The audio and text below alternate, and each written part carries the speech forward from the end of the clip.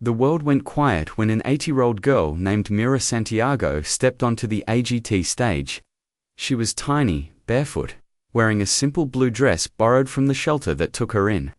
She didn't smile, she didn't wave, she just held the microphone like it was the last piece of her life she still owned. Simon Cowell leaned forward. Something in her eyes told him this wasn't just a performance. This was a story of survival. Before the war, Mira Santiago's world was beautifully simple, the kind of life people often dream of without realizing it. She lived in a small fishing village in the Philippines where the mornings smelled of sea salt, and the sound of waves was the closest thing they had to an alarm clock. Her father would leave early to fish, whistling a song that Mira later learned to hum perfectly, while her mother prepared breakfast over the fire.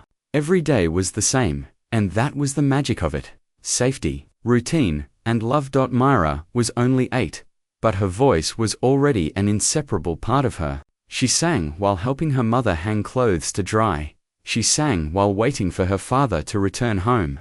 And she sang to stray cats who wandered near their home hoping for leftover food. Everyone in the village called her the Little Nightingale, not because her voice was loud, but because it was soft and full of heart, the sound of a child who believed the world was good. Her father would scoop her into his arms and say, "One day, this voice will take you far, but no matter where you go, don't forget the ocean. And don't forget us." Mira would laugh and nod, never imagining a future where remembering would be the only thing she could do. Then one evening, without warning, the world changed. The air sirens pierced the quiet like a cruel scream. The sky didn't turn to night, it turned to fire. Houses shook. Windows shattered. People were running but didn't know where to run.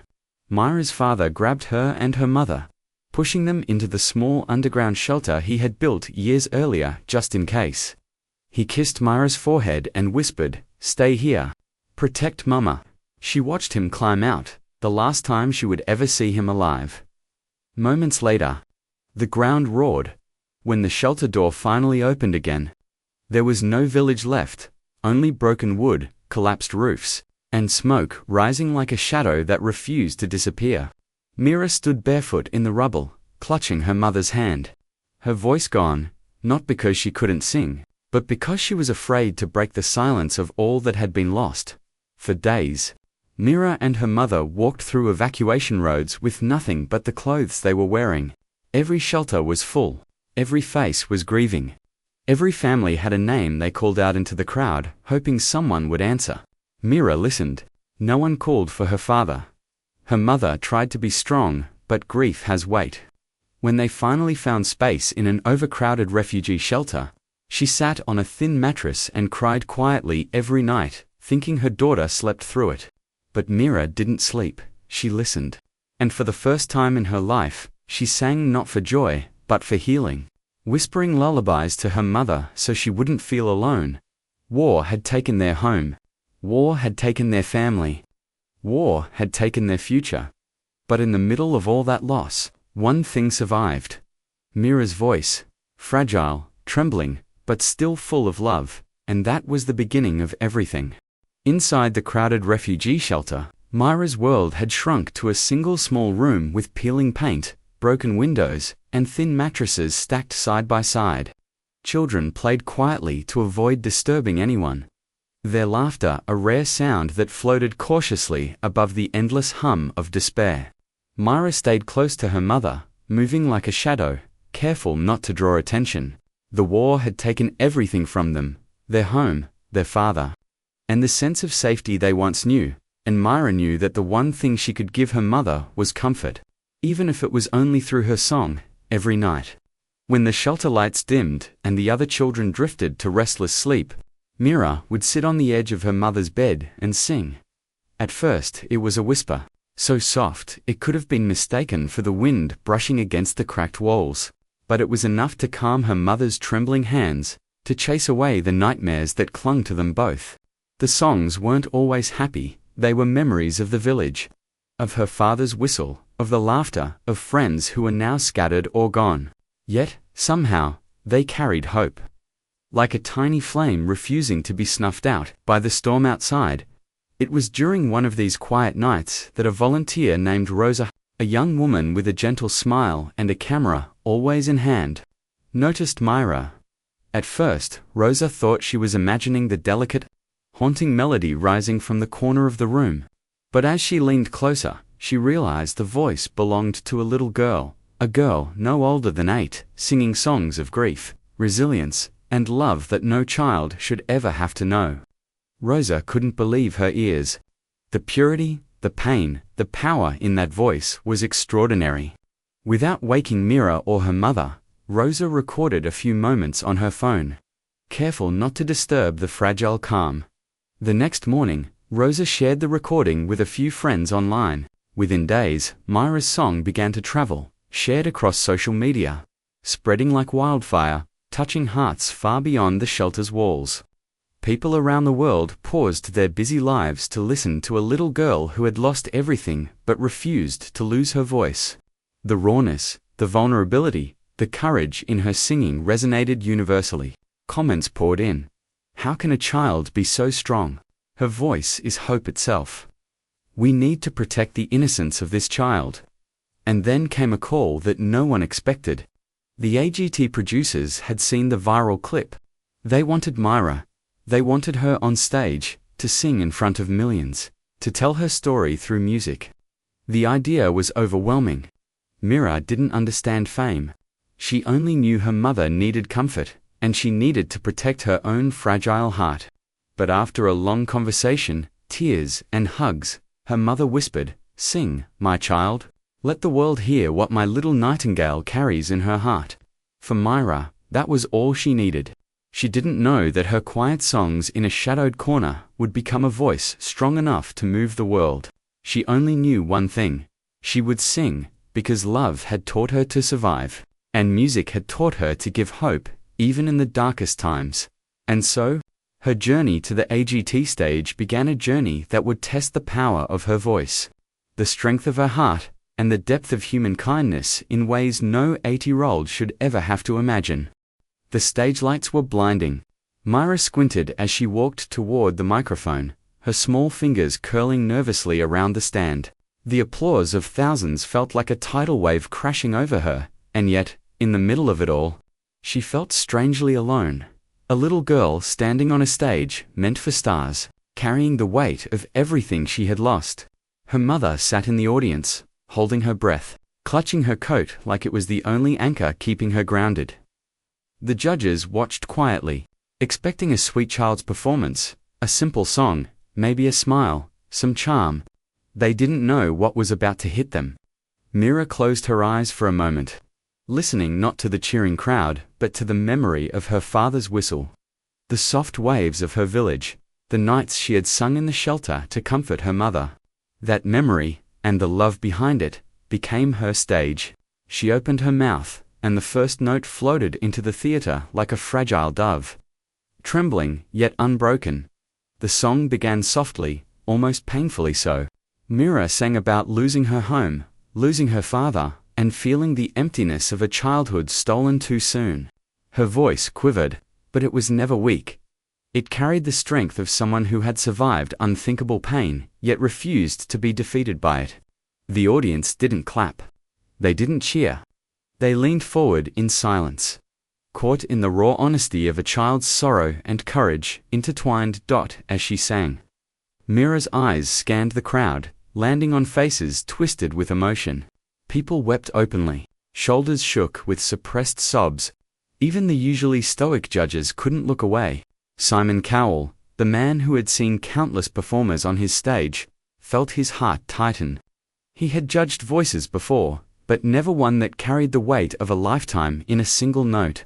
Each word Myra sang was a plea, a story, a testament to the resilience of the human spirit. She didn't need a script or rehearsed gestures. The story was in her voice, raw and undeniable. Halfway through, Myra's voice grew stronger, surer, as if the stage itself recognized her as its rightful owner. She wasn't just performing, she was speaking for every child who had been silenced by war, every family torn apart, every hope that had been nearly lost. The audience felt it. The judges felt it. And in that moment, the theater became more than a stage, it became a sanctuary. A bridge between sorrow and compassion, between despair and hope. When the final note lingered in the air, there was a heartbeat of silence, so heavy it could have been felt in the chest of every person present. Then, slowly, the audience erupted into applause, but not the casual clapping of entertainment. This was awe, respect, reverence. Simon Cowell's eyes were wet. He swallowed hard, unable to speak. He knew he had just witnessed something extraordinary. Not just talent, not just a song, a life lived, a heart unbroken. A voice that had refused to be silenced by tragedy. Mira opened her eyes, saw her mother in the audience, and felt a quiet sense of peace. The stage was no longer strange. It wasn't frightening. It was home, and the world was finally listening. The room was silent, almost unbearably so, as Mira's song reached its midpoint. Every note she sang had already pierced the hearts of the audience. Yet she felt there was more to give. A message that went beyond her own story, beyond her own pain. Her voice, now steadier and filled with quiet determination, carried not just grief, but hope. Hope for every child and family who had suffered in ways the world often ignored. Suddenly, she looked up, her small eyes meeting the camera as if speaking directly to millions at home.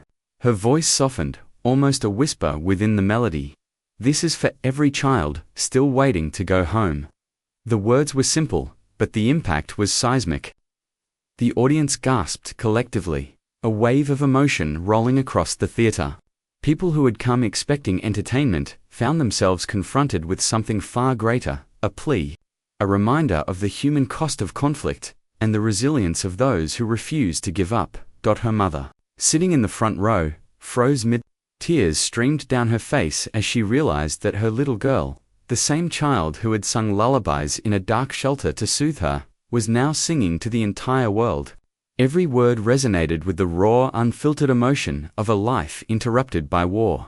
And yet, there was love woven into every syllable. Love that refused to let bitterness take root. The judges were no longer judges. They were witnesses.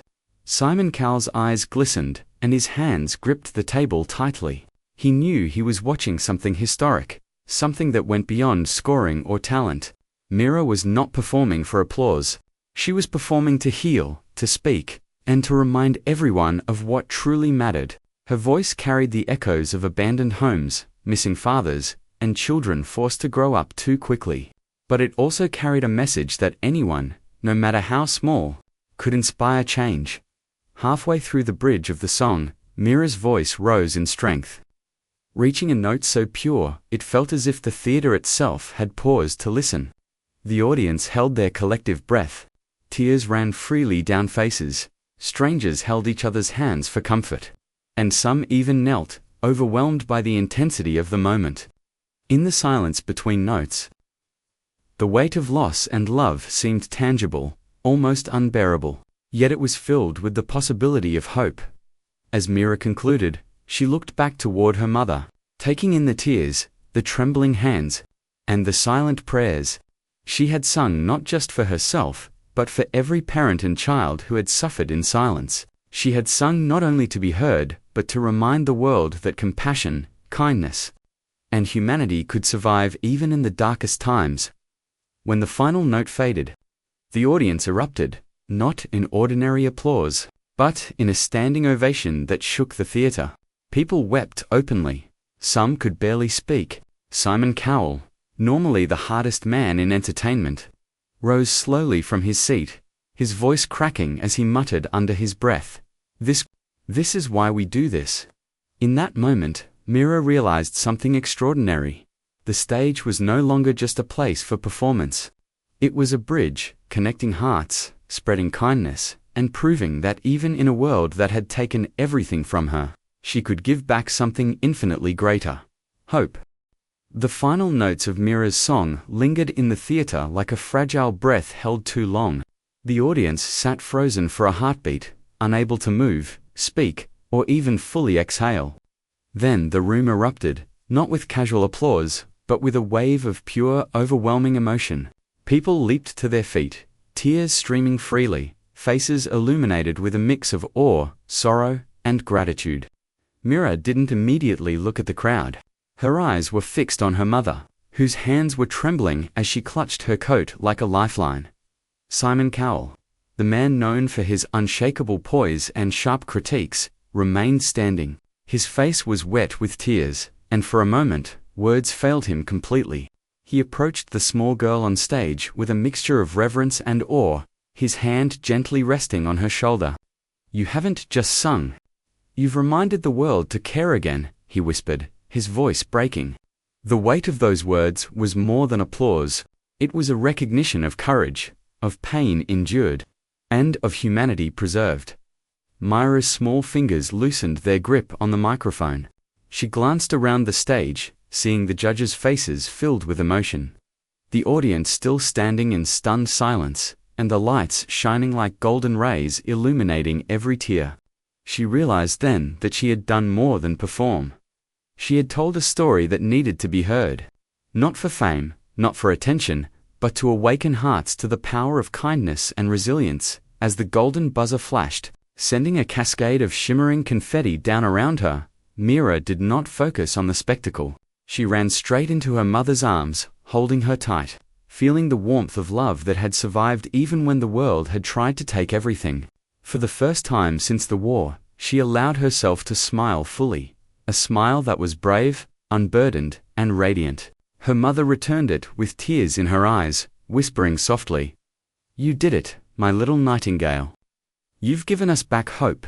The audience continued to cheer, but the magic of the moment was in the quiet connections Myra had created. Strangers held each other, united in shared emotion. People realized that while they had come to watch a talent show, they had witnessed something far greater, a demonstration of the human spirit's ability to overcome tragedy. The way love can persist even when life seems cruel, and how one small act of courage can ripple outward to touch millions. Backstage, volunteers, producers, and even other contestants approached Mira with hugs and kind words. She didn't understand all of it, but she understood this. Her voice had made a difference.